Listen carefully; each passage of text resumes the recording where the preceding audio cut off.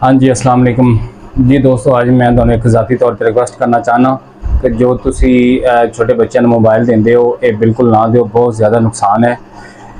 ਤੁਸੀਂ ਇਹ ਮਾਵਾਂ ਤੇ ਜਿਹੜੇ ਬਾਪ ਹਨ ਆਪਣੀ ਜਾਨ ਛੁਡਾਉਣ ਪਰ ਬੱਚੇ ਤੰਗ ਨਾ ਕਰਨ, ਤੁਸੀਂ ਉਹਨਾਂ ਨੂੰ ਮੋਬਾਈਲ ਦੇ ਦਿੰਦੇ ਹੋ। ਸਭ ਤੋਂ ਪਹਿਲੇ ਉਹਨਾਂ ਦੀ ਤਰਬੀਅਤ ਖਰਾਬ ਹੋ ਜਾਂਦੀ ਹੈ, ਠੀਕ ਹੈ।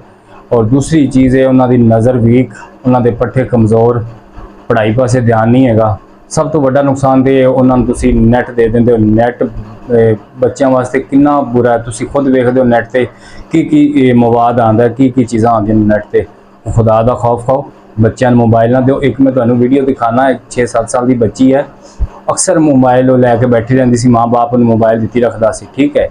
ਤੇ ਉਹ ਦੇਖੋ ਉਹਦਾ ਹਾਲ ਕੀ ਹੋ ਗਿਆ ਕਿ ਉਹ ਇਸ ਟਾਈਮ ਦੇਖ ਵੀ ਨਹੀਂ ਸਕਦੀ। ਉਹ ਸੂਰਜ ਪਾਸੇ ਦੇਖਦੀ ਤੇ ਉਹਦੇ ਕੋਲ ਉੱਤੇ ਦੇਖਿਆ ਨਹੀਂ ਜਾਂਦਾ। ਉਹਦੀ ਇੰਨੀ ਨਜ਼ਰ ਵੀਕ ਹੋ ਗਈ ਹੈ, ਇੰਨੀ ਉਹਨੂੰ ਉਹ ਮੋਬਾਈਲ ਦੀਆਂ ਲਾਈਟ ਲੱਗ ਕੇ ਉਹਦੀ ਨਜ਼ਰ ਡੈਮੇਜ ਹੋ ਚੁੱਕੀ ਹੈ। ਤੇ ਕੋਈ ਖੁਦਾ ਦਾ ਖੌਫ ਖਾਓ, ਇਹ ਕੰਮ ਨਾ ਕਰੋ। ਇਹ मैं ਤੁਹਾਨੂੰ ਵੀਡੀਓ ਦਿਖਾਣਾ, ਵੀਡੀਓ 'ਚ देखना जनाब, फिर तुसी खुद फैसला करना मोबाइल बच्चों वास्ते ठीक है या नहीं है।